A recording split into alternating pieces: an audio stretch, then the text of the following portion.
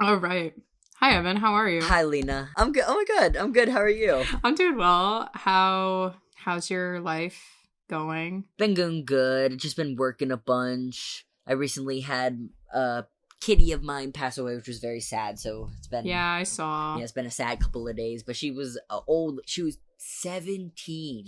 Wow, Like that's really homegirl was old. born in 2004, so it's like I've had her forever. So that's been sad. But otherwise, everything's been good. I've been working. How about you? It's good. I'm in school. I Oh s- yeah, I how's went classes and everything? Dude, I got to tell you, I went to one class today. I came home, took a nap, and I woke up and I decided to miss my lecture. And then I found out that I had also missed a discussion section earlier. So, Ooh, off to a um, good it's start. fine. I don't think attendance is mandatory in either of them. I know for sure not the lecture because it's like a 200-person class. And I was like, Oh, it's is it like one of fine. those like asynchronous ones that just like do your work at your own time? No, it is in a lecture hall actually.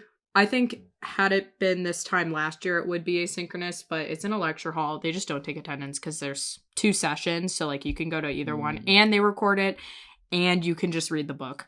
Whatever, Jeez Louise. it's fine. Uh, anyways, well, welcome back everybody to the luck we had a shameless recap podcast. Oh my god, I'm gonna redo that. And welcome back everybody to the luck we had a shameless recap podcast. I'm one of your hosts, Evan, and I am your other host, Lena. We are missing Amanda today. If you couldn't tell, we don't have her lovely voice. we are a man down today. So true. Amanda was a bit busy, and I ended up actually doing the notes for this episode for the first time. And I wanted to lead host it anyway. And Amanda was like, you know what? I'm really busy. Why don't you guys take this on your own? Because the last episode you did by yourselves was really fun. So we're a little Ah, nervous, but I'm excited.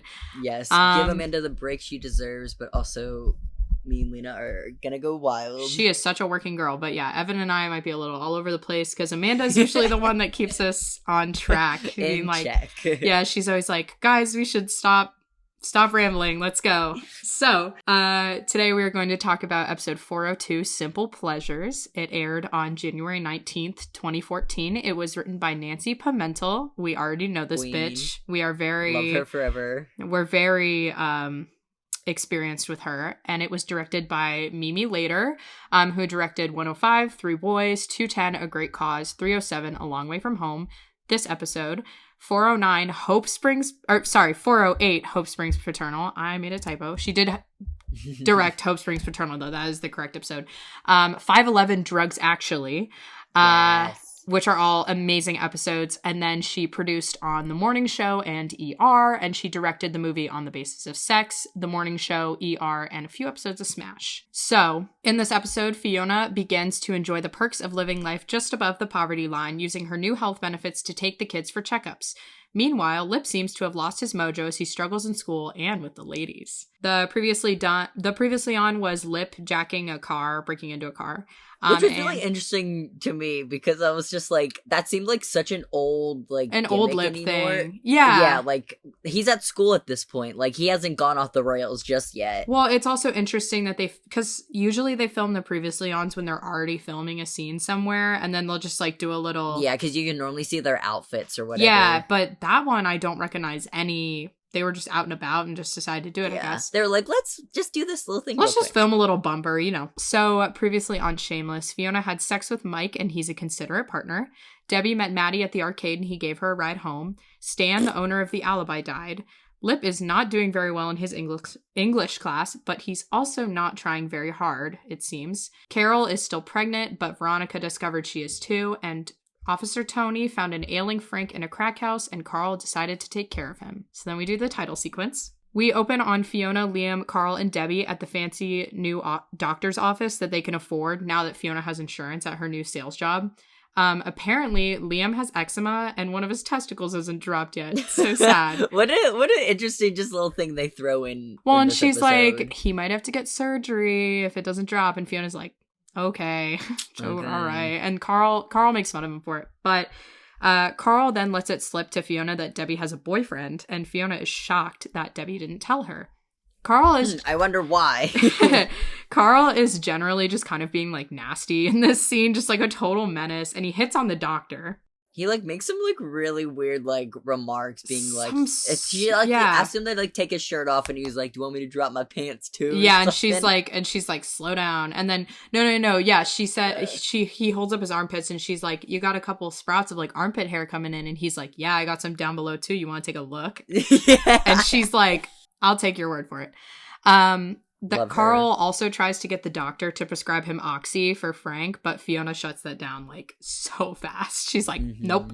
Then Fiona asks the doctor about birth control, and Debbie says that she also wants to go on the pill. Okay, I not that familiar with birth control, but she's like, what, 12, 13? Is that early for someone to start birth control? Anecdote time.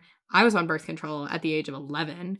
For health issues. Because I know there's different circumstances. Like, I know there was a couple girls I knew who, like, their periods were just so intense, so they literally had to start it because they were, like, dying. That's how it was. Yeah. And I ended up, like, having to get surgery and stuff. But, oh, shit. Yeah. So, it honestly all depends on, like, when you get your period. So, like, some people get it as young as, like, 10, 11. Some people get it, like, as old as, like, 15, 16. And especially in this circumstance, like, she hasn't even had it yet, so there's no real reason. Exactly. That's why Fiona says no. Fiona says, no, you haven't even gotten your period yet. And then Carl makes fun of her for not having her period, because he's like, Donna, Daddy got her period. And she's like, she's 9. She gets really upset. But yeah, you can go on the pill as early as you get your period, essentially. But then both of the kids get very frustrated with Fiona and storm out in like a pubescent. They're all like, and they just leave. I love them. At college, Lip is playing cards with the other cafeteria workers, using food as like bargaining chips.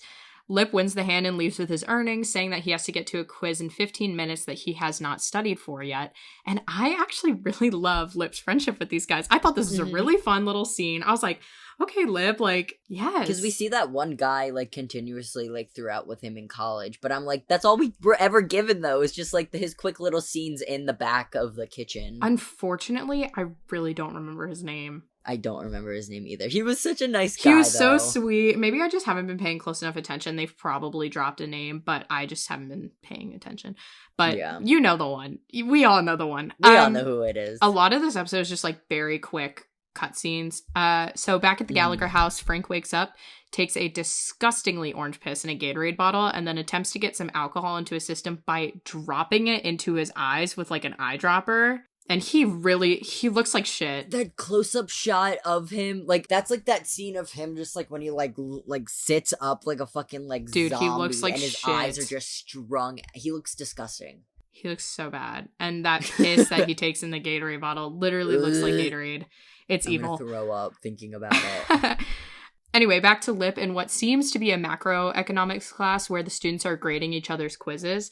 And most of them seem to have done well, but Lip got a 60%, which he's honestly not super disappointed with, because he tells his seatmate, he's like, oh, but with the curb, like, it'll be like a B-. And the guy's like, in what world?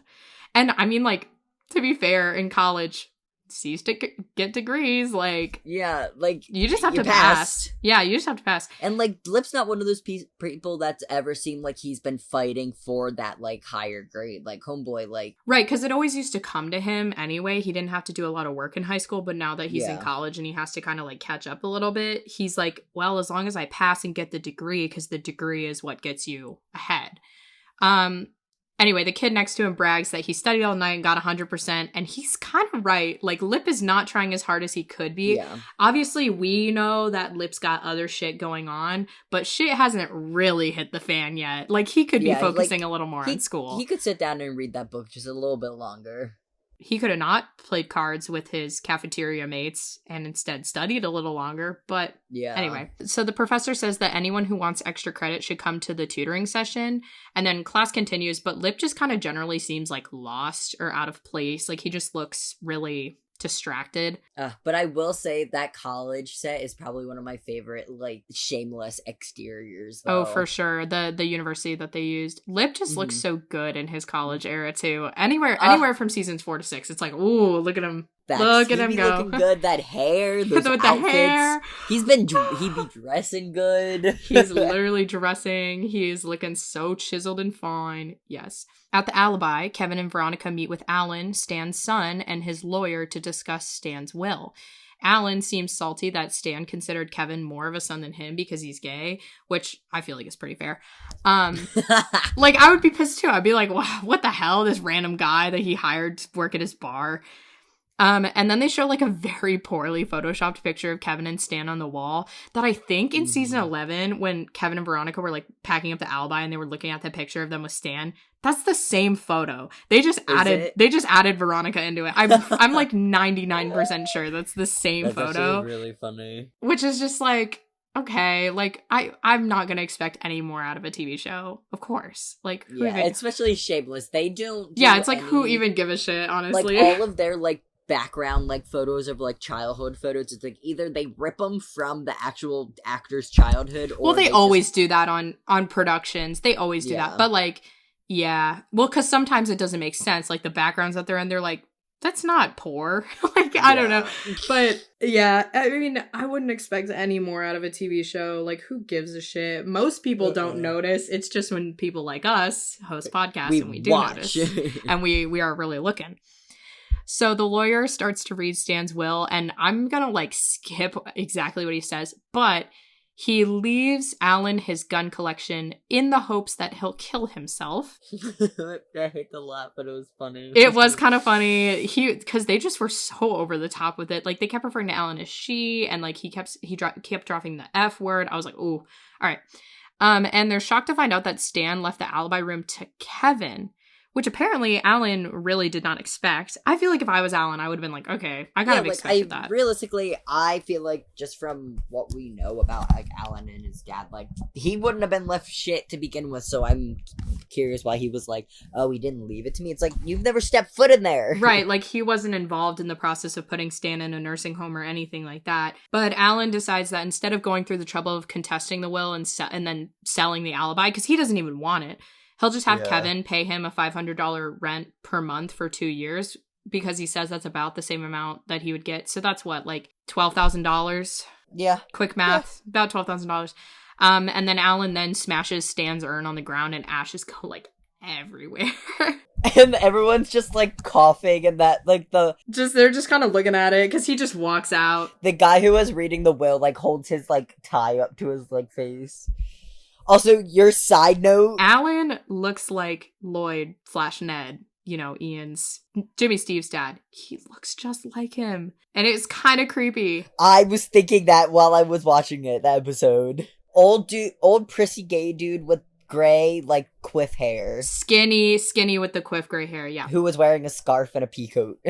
So then at work, Fiona is called into Mike's office, and she does some silly, like, boss employee flirty role play, but then Mike kind of gets down to business, which is like relationship business. And Mike's upset that Fiona said she'd call and come over last night, but she didn't do either. And apparently also they play strip backgammon, which I feel like is so nerdy and like funny of them. Like, it's like, aw. What the hell is backgammon again? I think it's a card game. I just know it's like kind of... Yeah, look it up. Is it a card game, or is it like that weird like it's a board game. It's the one with like the triangles, and you don't slide anything. It's got the little circle pieces, and there's dice. And yeah. You know. Oh, you know. Yeah, okay, I think I know. They're such losers. And then she asked Mike if he only asked to see her because he wanted to talk about their relationship. And Mike says that actually he decided to send her out into the field because one of their salesmen is supposed to retire in a few months, and he's hoping that she'll take over his clients. And they are such an attractive couple. I'm not gonna lie. In this scene, I was looking at them. I was like, oh, they are. He is a cutie. What did we say he's from? I don't know. Has he been in other stuff? I feel like I watched something with Sebastian recently that had him in it. What's the actor's name again? The actor's name is Jake McDorman. Oh my god, he was the love interest in Aquamarine. He was the love interest. He's cutie. He's such a cutie. He was in The Right Stuff, Watchmen, What We Do in the Shadows. He was in Lady Bird, Limitless, the TV series. I think he played the lead, maybe not. American Sniper, with Bradley Cooper. He was in a show called Greek, Aquamarine, Bring It On, All or Nothing, I guess. Happiest Season. Wait, wasn't that the one with Kristen Stewart? Yeah, I did watch that. I did. Who was he? Was he the, like, random ex-boyfriend? Yeah, he was. He was so Kristen Stewart's girlfriend, her, like, ex-boyfriend who's, like, family friends. Yeah. I have seen this movie. I literally was trying to remember if I saw this movie or not. I did. Anyways, we love Mike and Fiona. They're so cute together. So then in Lip's dorm room, he's smoking a cigarette out the window while looking over his quiz as Ron and Amanda study on Ron's bed. And Amanda, like, kind of subtly, like, covers her nose while Lip smokes and, like, gives him a look. That's, like, it's weird, though. She's, like, half judging him for smoking, but also she's kind of, like, half intrigued by him. She has, like, such a bitchy look, but also, like, she doesn't stop looking at him. But also it's, like, she's into him. Like, ooh, she wants him so bad. Like, bad boy vibes, of course. She's a bad boy. Lip catches her looking, and then he thinks that she's judging him, and which she is, but he doesn't think it's any more than that. So he puts his cigarette out, and he starts to leave. But Ron then invites him to a happy hour at Amanda's sorority later that day, and Lip's like, okay, thanks, leaves. So at the Alibi, Veronica finishes sweeping up Stan's ashes, and then her, Kevin, and Tommy toast over the trash can. And Kevin makes, like, a really sweet remark about loving Veronica. I mean, it's kind of weird because it's, like, bittersweet because he's like, Stan taught me that a man isn't a man unless he's fought in a war or loved a woman. But he, like, looks at Veronica when he says it. He's like, and Veronica's like, oh. And then Veronica says that she's not feeling great from being pregnant and, like, also inhaling the ashes. So she's going to go home and, like, take a nap. And the two of them are just being, like, really sweet because they're, like, kind of riding the high about being business owners. And on the way out, Kate, the bartender's on the way in, and Veronica kind of taunts her, and they drop the news that Kevin owns the Alibi, and Kev does, like, a funky little dance, and he's like... I love it. He's like it's like a little shimmy. He goes, oh, you have to do everything I say now, like... And then Kate is like, why would you want the Alibi? So she crushes his good mood by telling him that the Alibi is in deep financial trouble. Yeah, she's like, have you fucking looked at the books yet? And he's like, what books? Yeah, we will hear more about the specifics later. But back at the Gallagher house, Frank wakes up very itchy. His liver failure is now manifesting in kind of like a rash and also spider veins, and his feet, like his ankles, are incredibly swollen. Cankles. Dude, he's got cankles for real. I'm pretty sure Carl says the same thing. When he shows Carl goes, cankles? It's literally Frank. This is like the grossest Frank has looked in a while. It was evil. It was genuinely evil a little bit. So Carl then comes up to the room and empties out Frank's piss bottle, and he tells Frank that he couldn't get him anything from the doctor because Fiona wouldn't let him. But he is very delighted to tell Frank that he figured out how to masturbate in math class without anyone's noticing. And some kids in my high school actually did that. They did. Yeah, no. Some kid did that, like, on, like, the bleachers during, like, a chorus There's concert. always some kid. Someone pooped on the bleachers during a chorus concert. Like, during rehearsal, they pooped on the risers while people were singing. That's evil. Yeah. Oh, that's so evil. Anyway, moving past that, Frank absolutely reeks, and he says that smell is his liver finally giving up. And Frank seems to have, like, somewhat accepted his fate as, like, pretty doomed unless he gets a liver transplant, but he, like, knows that that's probably not going to happen. So he tells Carl to dump out all the alcohol in his room so that he won't be tempted. And he tells Carl that he can't have any more alcohol, just drugs. And he appoints Carl to get them for him. And then Frank, like, tears up and says he's proud of Carl. And Carl leaves the room and Frank lays down and cries a little bit. And this episode's, like, really heavy. That scene was kind of sad. It's heavy in the weirdest departments, because, like, there's, like, the lighthearted stuff, and then you're vibing, and you're happy, and then you're just like, fuck. And then Frank's just dying in the background. Frank's like, I'm crying. And it's like, I shouldn't feel bad for him, but it's like, oh, William H. Macy's just so good at what he does. He's always so good at what he does. And he looks so small and little on the bed. It's like, oh no, look at him. William H. Macy is already small as hell. True. He's a short little guy.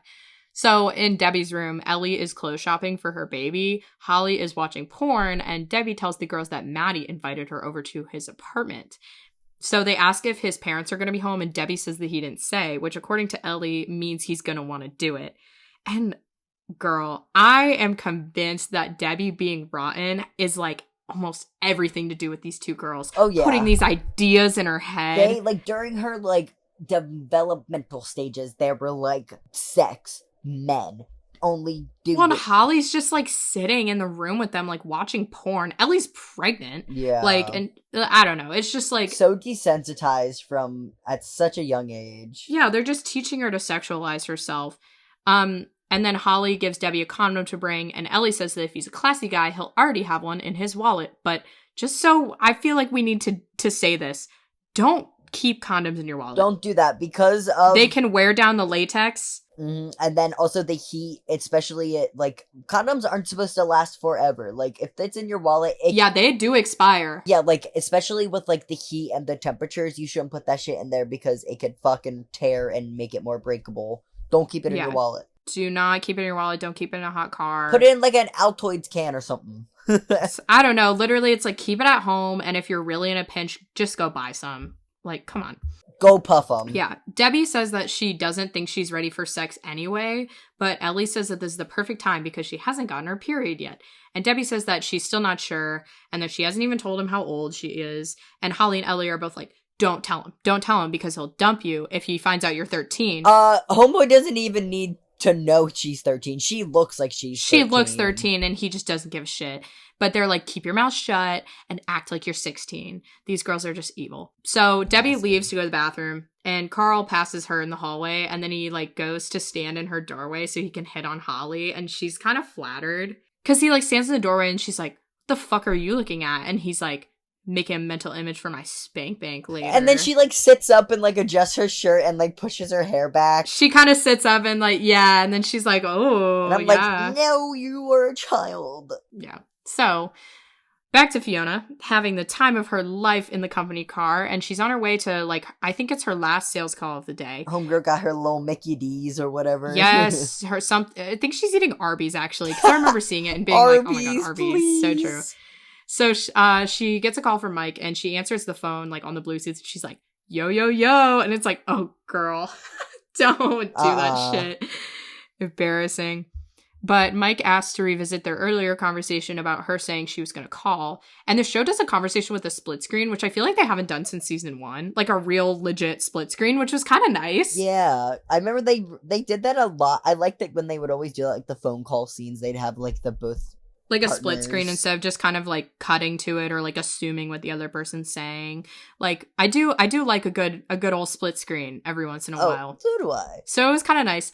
And Fiona backs out of the conversation by pretending to be like the navigation system and she ends the call with Mike. She's like, you will reach your destination in 500 feet. And then she's like, sorry, babe, I gotta go. Like, I'm at this call. She's so silly for that. And she hangs up and she's just like looking around like, oof, all right. So back at college, Lip is on his way to his macro tutoring session and he sees a cute girl sitting on the floor outside the classroom and he makes conversation with her, assuming that she's also there to be tutored. And she goes, I'm Shelly. Lip. Interesting. What's it stand for? Lipschitz or Philip? Your choice. Oh, I like Lipschitz. So that was like a fun little interaction between them. I was like, okay, Lipschitz. That was so cute. It was just like Lipschitz. Like, okay. Lipschitz. And he tells her that he's not there because he's having trouble understanding the class, but more because he doesn't give a shit about it. And he tells her that he's only there to talk the tutor into giving him extra credit points so that he doesn't do super poorly in class.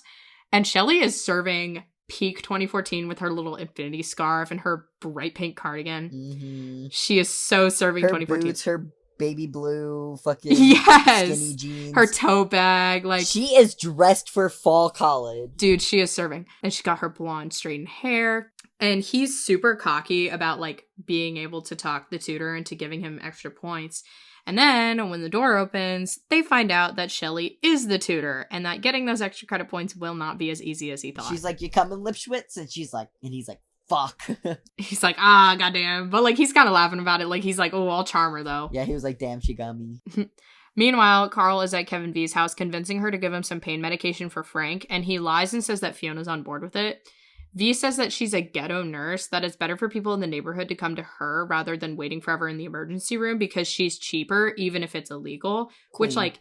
She worked for her community. So true. I feel like every community has something like that, I think. So true. But her medicine cabinet legit is insane. It is stocked the fuck up. And half of it's probably expired. Oh, yeah. If she stole it a couple years ago, and expired meds are not something to fuck around with. And if she's stealing it from old-ass people from, like, the old-time home, the nursing home. Yeah, and expired meds are not something to fuck with. But V sees through Carl and tells him that she's going to call Fiona before she gives him the pills. But before she can call Fiona, he points out that there's blood on her pants. And so she's spotting, which is really scary for her because she has a very high risk pregnancy. So her and Carl immediately head to the hospital with Carl like swiping the bottle of the pills on the way. At the alibi, Kate and Kevin are going over the books, and apparently Stan has not sent in his payroll taxes since 2007, which was 7 years at the time of the show.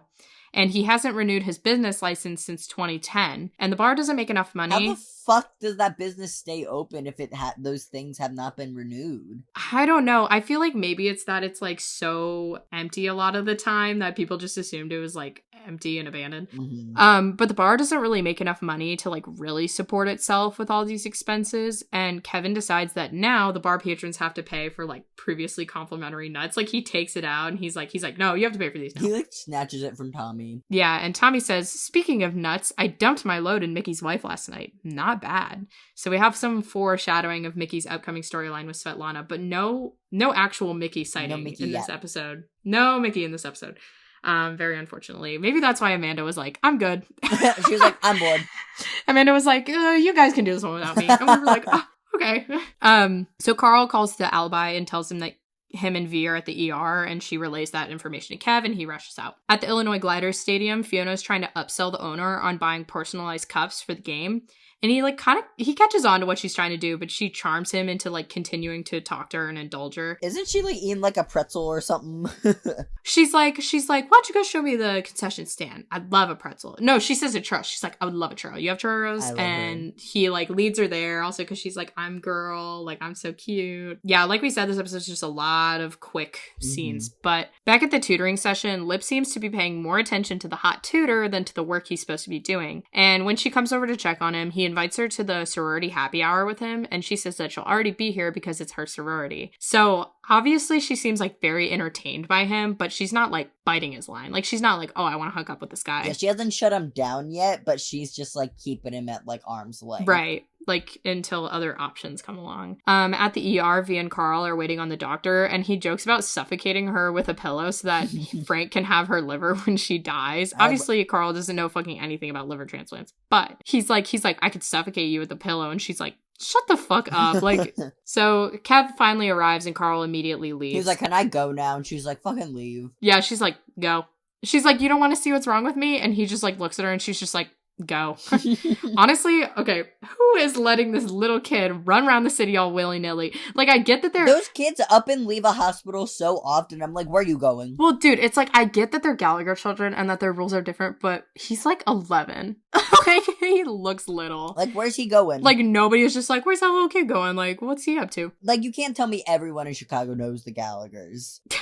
They're just, no, or if it's just you can't tell me that everybody in Chicago would just be chill seeing a little kid, like, on his own, just, like, walking around, like... Especially, like, Debbie, like... And no one's gonna be like, where the fuck is he going? Especially, like, those scenes we've seen of Debbie just, like, walking around town and stuff. I'm like, if someone saw homegirl, 13-year-old, in those high heels, stomping her way down like, the street, they'd be like, where is she going? Yeah.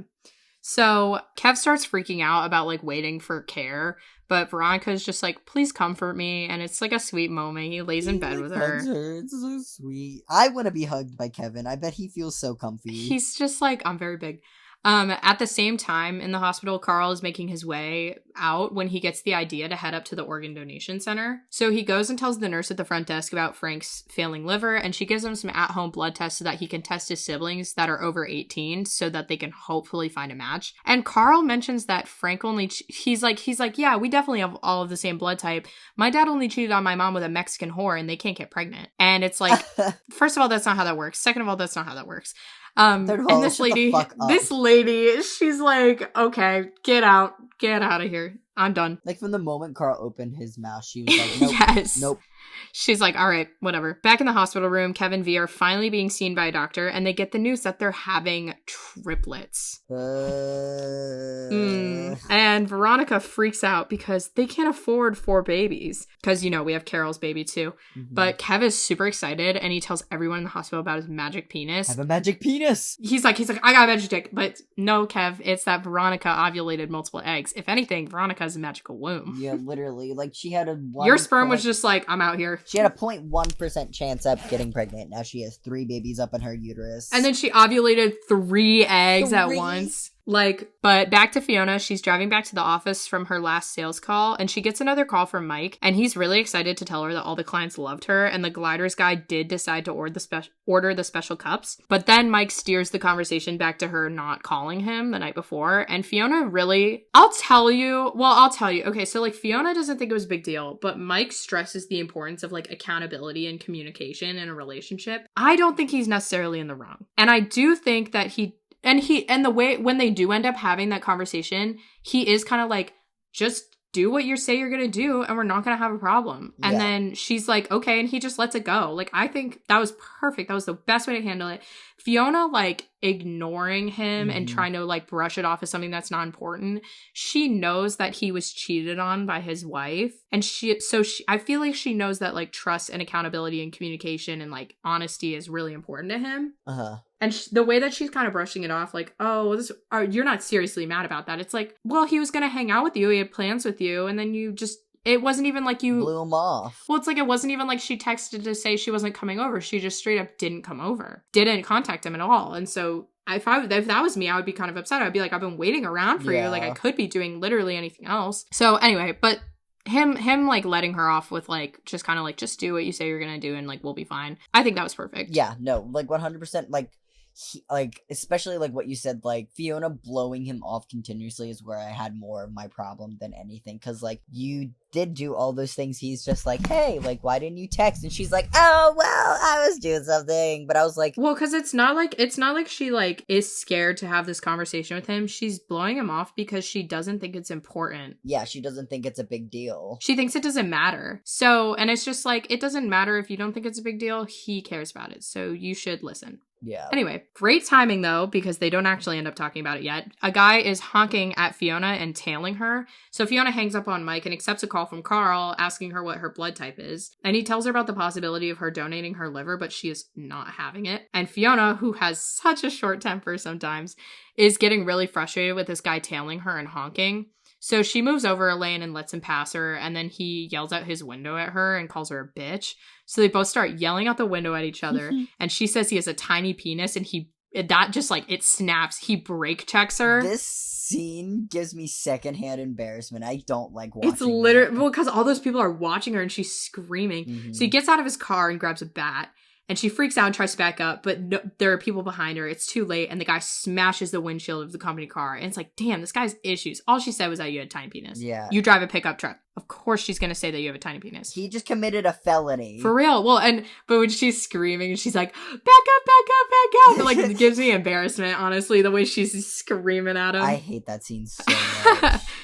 Anyway, at the sorority party, Lip sees Shelly, and he goes to talk to her, and he tries to hit on her. But then she points out a guy across the room that she's interested in. And he says, go flirt with him like you're doing with me. And she goes, you're a freshman. It's easy. And he says, yeah, but I fuck like a sophomore. Ah! Boy, if you don't. The way he said it, though, I was kind of ooh, he's kind of got a point, though. He kind of be making many points. Well, because it's I'm a sophomore in college now, and it's no guy I've met on campus yet looks like Lip at all. But he kind of had a point. He helps her flirt with him, though, and Lip tells her to, be mean to him in a playful way, give him shit, and the guy totally eats it up. Of course he does. And it's yeah, of course, bullying is flirting, so true. And Lip looks so fine. He be dressing in college. He did be dressing. He was wearing those little sweaters. Lynn Paolo. Shout out to Lynn Paolo. Mm-hmm.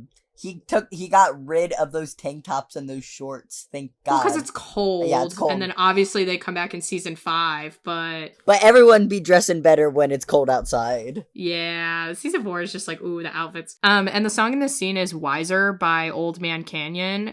as Carl calls Lip to ask about his blood type and they're talking on the phone a little. That song, I added it to my Spotify. I've been listening to it. It's actually a really great song. I need to check it out. I don't think I remember that. It's kind of folky. Yeah, it's kind of folky. It's really good, though. Is it playing at the party, or is it just playing in the background? In the background when Lip and Carl are on the phone. Gotcha. And it's like, yeah, it's pretty folky, like kind of Mumford and Sonsy. But Lip says that he is AB positive blood type, and Carl starts to hang up, but Lip is like, wait, like, I miss you. Let's talk. That was so sweet. He's like at a party. He's like, no, like, what's going on? Like, how's everyone? Well, because like the party's not going very well for him either. Like his girl is like interested in someone else. And Carl tells Lip about Frank's liver and Liam's rash, and then they end the call. And it's like increasingly clear that Lip feels like an outsider at this place, and he just like misses his family. He's not physically very far from them, but just like culturally, because it does like that pan out shot of him just like drinking his like solo cup, looking around at everybody. Yeah, like people watching. So just like Carl getting off the train because his stop is there, Debbie is then seen exiting the L car in some heels that she's having a lot of trouble walking in. It's kind of embarrassing. Where's this girl going? Like, I'd be like,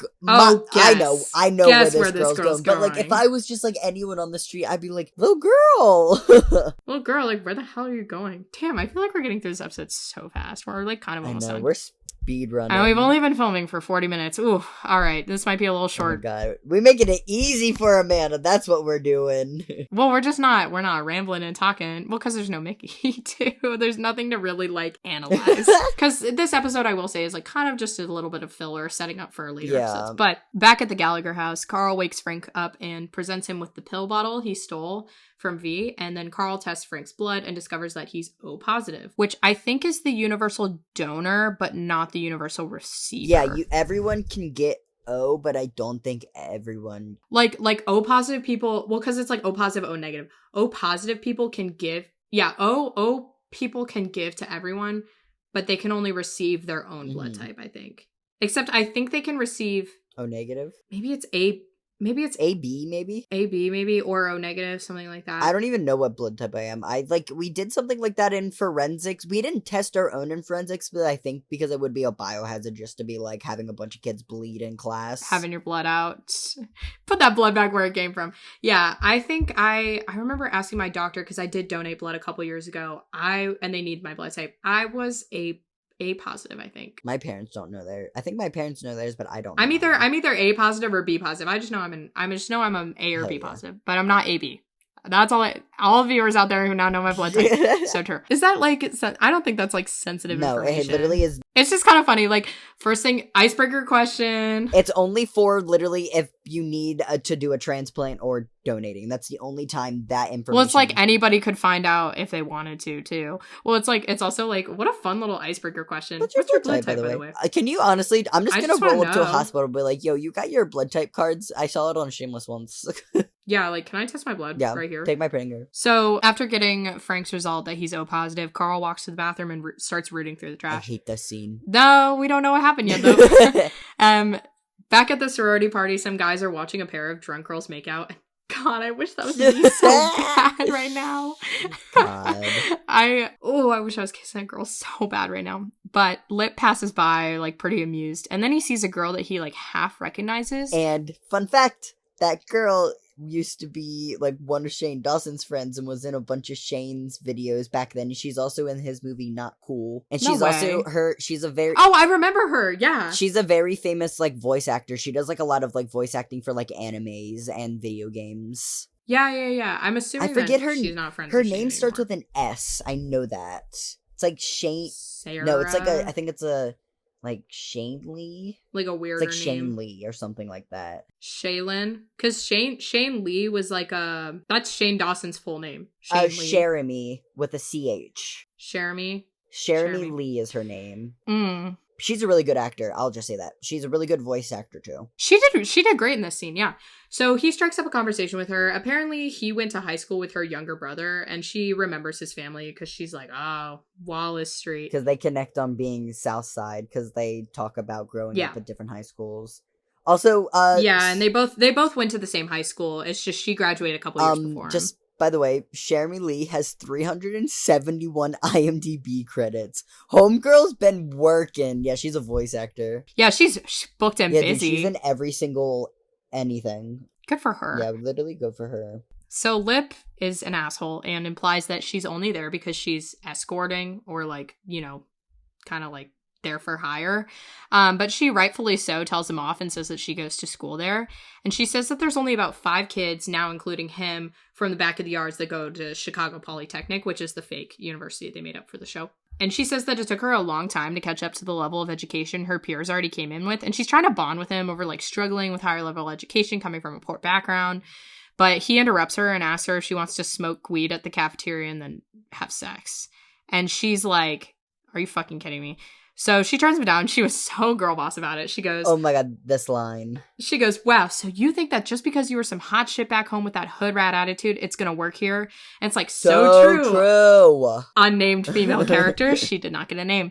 He is too cocky. So with his ego a little bit bruised from getting rejected again, especially by a Southside girl, he then catches the eye of some girl sitting on the stairs. Homeboy's just making his rounds. Listen, Shameless, I got some shit to say. I don't really appreciate that the only plus-size girl Lip ever hooks up with is shown to be too aggressive in bed and not a great lay on Lip's end. Like, it kind of sucks. Yeah. But anyway, immediately cut to them having sex in his dorm bed. She's on top, and she orgasms and immediately leaves, and Lip just kind of lays back defeated, like, damn, I did not do well today. But it's like, did she have to be plus size? Yeah. Did it have to be a joke? Did it have to be a joke that the fact that he had that to the only girl Lip could get with was a fat girl? Yep. Did that have to be the joke?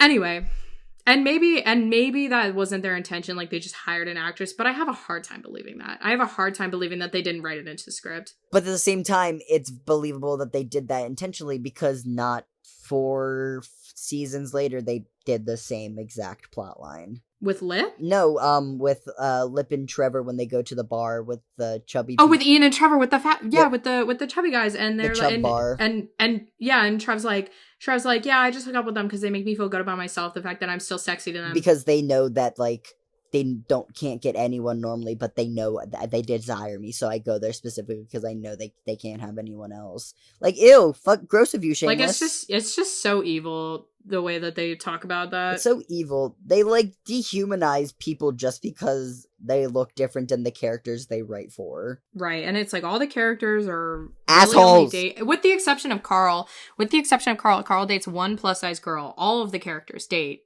very skinny, thin people. Oh, the girl from the fry shop. Yeah, Anne from with the tamales. Yeah, I love her. But then that doesn't last long at all. Yeah, no, he fucks it over or whatever. When he kissed her and she was like, oops. So then back at Worldwide Cup, Fiona returns and tells Mike that the company car windshield was cracked when she came out of the arena.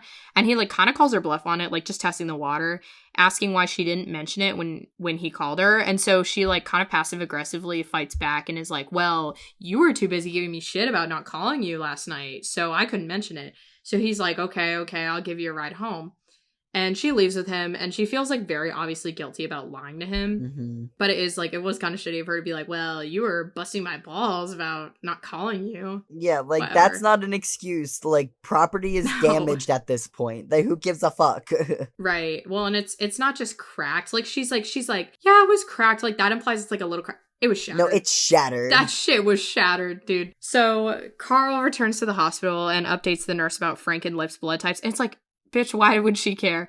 But he asks her to test Fiona's blood, and he pulls out a used tampon in a plastic bag.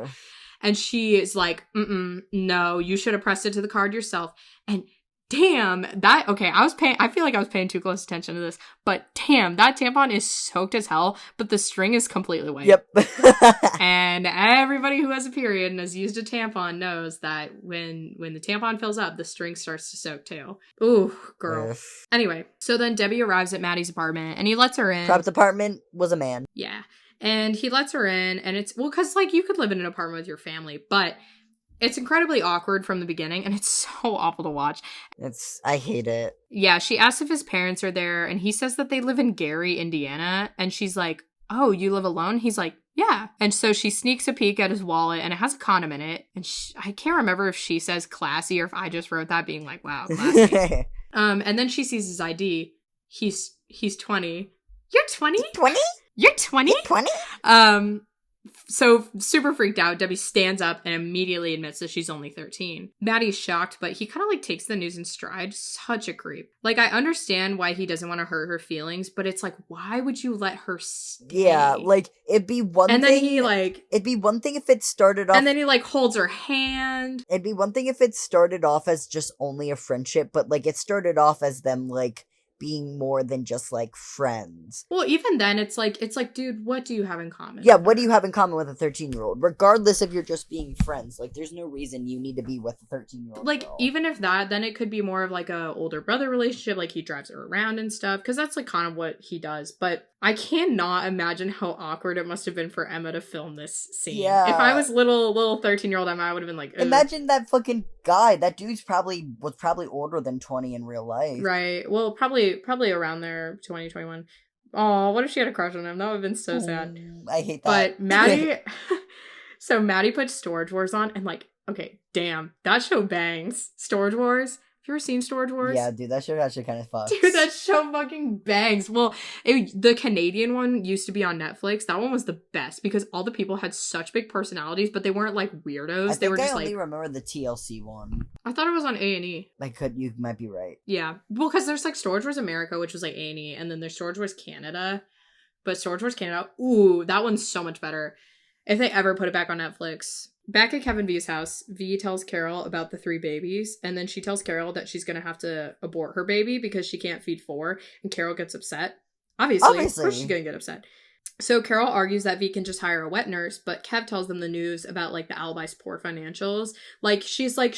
what is a wet nurse? Like, live-in nurse who also can breastfeed. Gotcha. Who's still breastfeeding. But Kev's like, yeah, bad news. Actually, we can't do that because Alibi has no money. And Carol and Kev both don't want to abort the baby, but V holds her ground. She's like, nope, no, we can't feed 4 babies. And Carol storms out. And then the tension between Kev and V is like insane.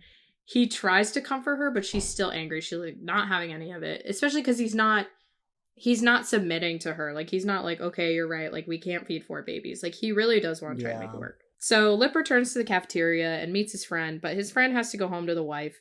So Lip is left totally alone in the snow. It is so sad for him. Yeah, because he's like, hey, do you want to, like, hang out and smoke afterwards? He's like, nah, I gotta get home to the mija and, like, the kids or whatever. Yeah, to the esposa.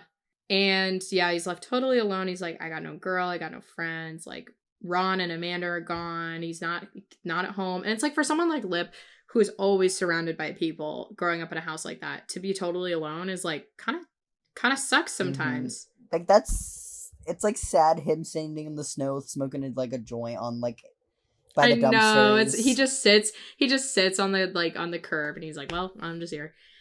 So Mike drops Fiona off at home and he asks one more time if she lied about what happened to the windshield, and then she doubles down on her lie. She's like, no, it was like broken like that.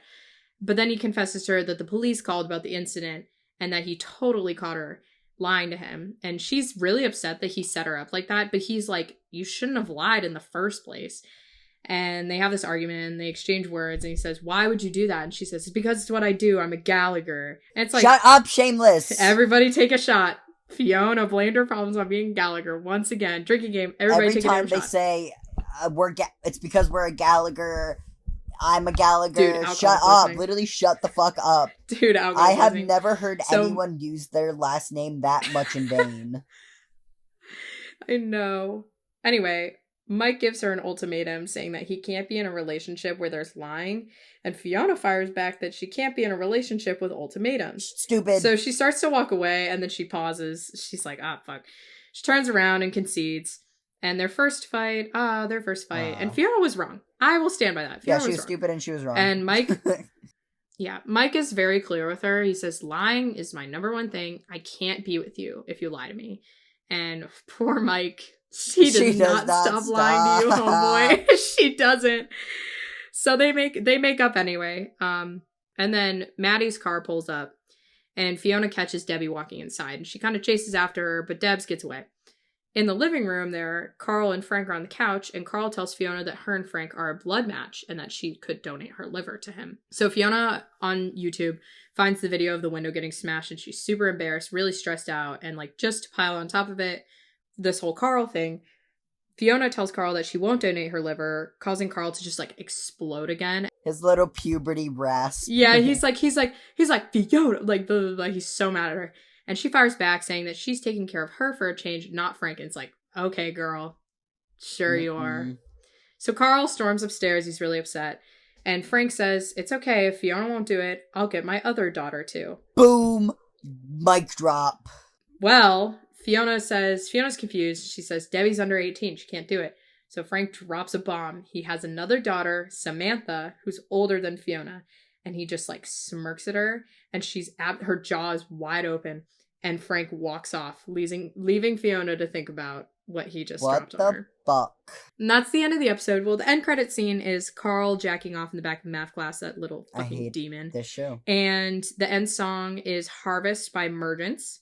It's kind of like one of those, like, classic Rocky kind of guitar heavy songs that Shameless always uses. But next week on Shameless, Carl and Frank meet Samantha, who is, quote, just Frank in skank form.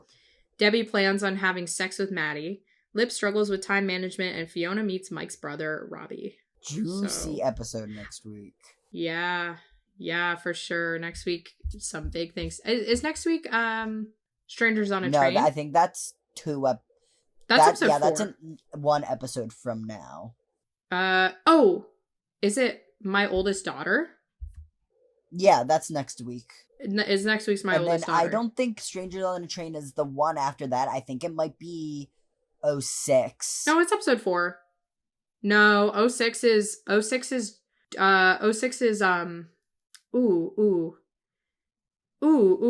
5 is There's the Rub. Or was that episode 1?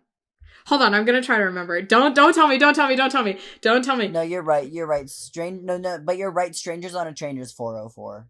Strangers on a Train is 4. There's the Rub is 5. 6. I know 7, 8, 9, 10, and 11. 7 is Jailbird, Invalid, Martyr, Cutter.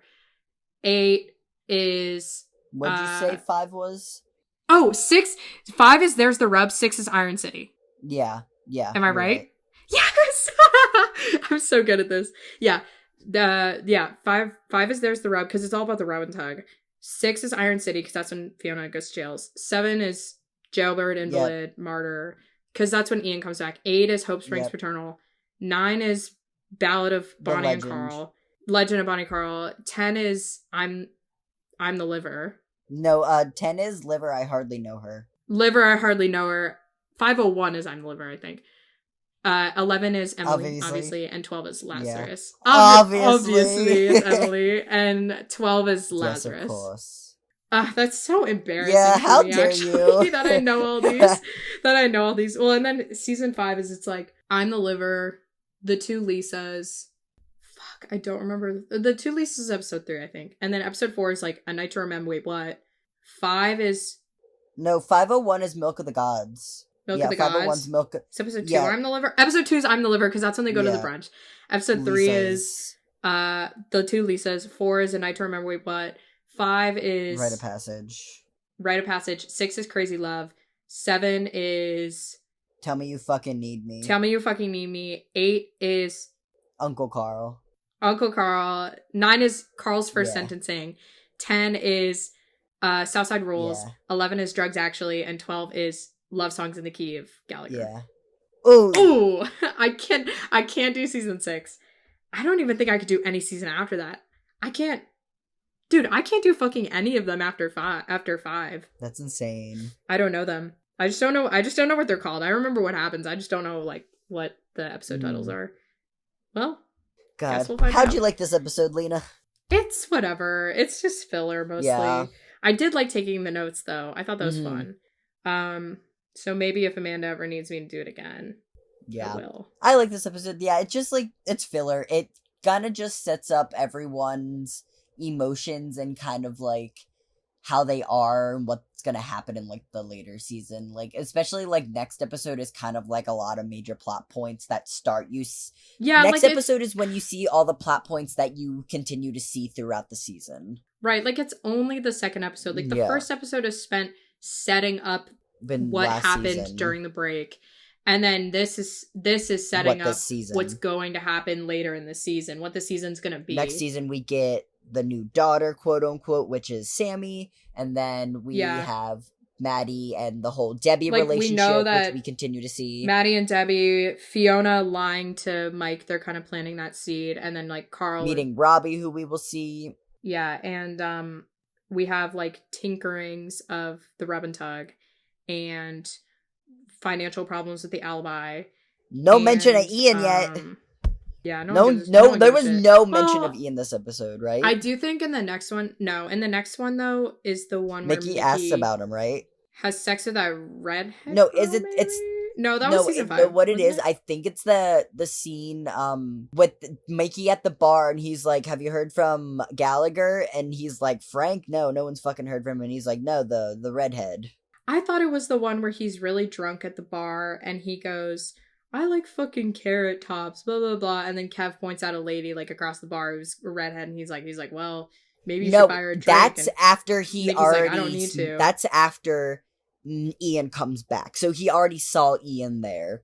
So that's when he's like fantasizing about Ian, and so he goes and fucks the redhead, right? No, because that's what I think you're thinking of. Maybe is season 5 when they like when Ian runs away with Monica. Yeah, he doesn't see Ian. He literally Lip is the one who finds Ian first, and Lip and Debbie. It's not until. Yeah, and it's not until there's the rub that the MPs come to college and, like, beat up Lip, and they're like, "Hey, do you know this guy?" And then that's when Lip goes to Mickey and is like, "Have you seen him?" And Mickey's like, "No, why do you think I would know him that well?" And Lip's like, Lip's like, "Are you going to make me sell it out for you?" That's kind of funny. We're getting so ahead of ourselves. Amanda, you can cut all of this out. I don't know. It's fine. We ended. Well, I don't know. Well, we ended the episode early, so it's like we got a little time to chat. Oh, episode 3 is called Like Father, Like Daughter. Okay. So correction. I'm so sorry. At the beginning of this episode, I said that this was called Simple Pleasures. It's not. It's called My Oldest Daughter. This is My Oldest Daughter. The next episode is Like Father, Like Daughter. Anyway. No, the next episode is when Mickey fucks that redhead lady. Maybe it's like the next episode after that. Maybe it's Strangers on a Train when he asked about him. Yeah. Cause like I feel like that's not the first Mickey scene we see. We see him once and then we see him another time. Well, because it's about Svetlana. But the Svetlana stuff might not happen till episode 4 either. I guess we'll find out. I mean, like, we're saying this like we're not going to find out. Hey everybody, this is one of your co-hosts, Amanda, dropping in from the edit to help her co-hosts out. The scene that they are talking about of Mickey asking about Ian's whereabouts at the bar already happened in episode 1. I'm leaving all this in because it's hilarious, but that scene did in fact already happen. Okay, continue. But the order of things gets a little tricky sometimes. Anyway, we should probably record a legit outro. Yes, we should. Well, how'd you feel about this episode? Did you like it? Was it bad? Or are you just ready for the rest of the season? I'm just ready for the rest of the season. This isn't, like, honestly, out of all of them in the entire season, this is probably the weakest. Yeah. Which is fine, because it's the second episode. Yeah, it's fine. There's nothing bad about it. No, it's just the weakest. It's just the least dramatic, least plot heavy. Like, it's just a lot of filler, which there's nothing wrong with, I don't think. But it is setting up a lot of big things. It's foreshadowing a lot of big things that now, with like our hindsight, because we've seen it so many times, we're like, ooh, they set that up right here, actually. How did you feel? Yeah, same thing. Like, it's just interesting to see how they're setting it up for what we already know it's gonna happen. It's like, especially as you said, like, it's nice to be able to point more things out, being like, oh, they did this to continue to bring it back later this season, or to throw something in earlier than later. But yeah, kind of bored, but that's about it. It was so good. But it was fine. It was good. I did have a lot of fun, like, doing the notes and doing the narration. I really want to lead an episode with Amanda here, though. I just want to be like, okay, Amanda, we're chitting and chatting back and forth. Like, let's fucking go. Yeah, but hey, I mean, if she ever needs me to do the notes again, I will jump at that chance. Anyway, Thank you for listening, everybody. Lena, Evan. where can they find you online? Oh my gosh, thank you. Evan, they can find me on Instagram at Kojak, Cojackk. They can find me on Twitter at DursHomevic, but the L is an I. Evan, where can they find you? You can find me on Instagram at I wanna die4000, on TikTok at unevent, or on my other Instagram at uneventful on Instagram.com. And then you can go ahead and find Amanda, our other lovely co-host who was not here today, on Instagram at abnormalamanda18. You can find her on she has so many different like underscores. I want to make sure it's all abnormal Amanda 18, but it's like some have underscores, some yes don't. I want to make sure so her get the right ones.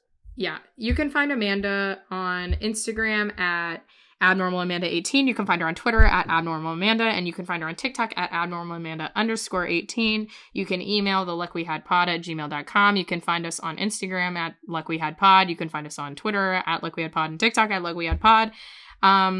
Do not go ahead and check out Amanda's other podcast, Skip to the Gay Parts. It is a lovely podcast.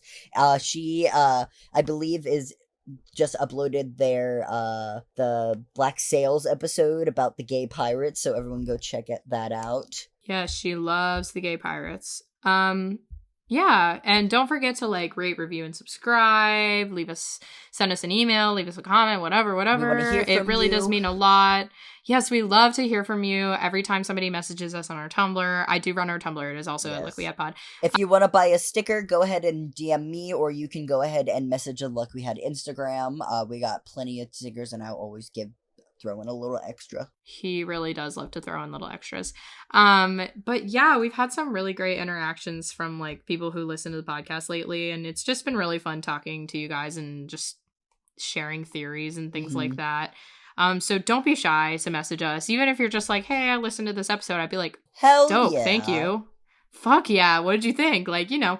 But that's all from us today. We hope you really enjoyed us. We hope you didn't miss Amanda too much, but she will be back. But yeah, Evan, I guess we are out. We are out. Goodbye, Lena. I hope you have a wonderful night. And goodbye, everybody. You too, Thank Evan. you so much for Goodbye, listening. everybody.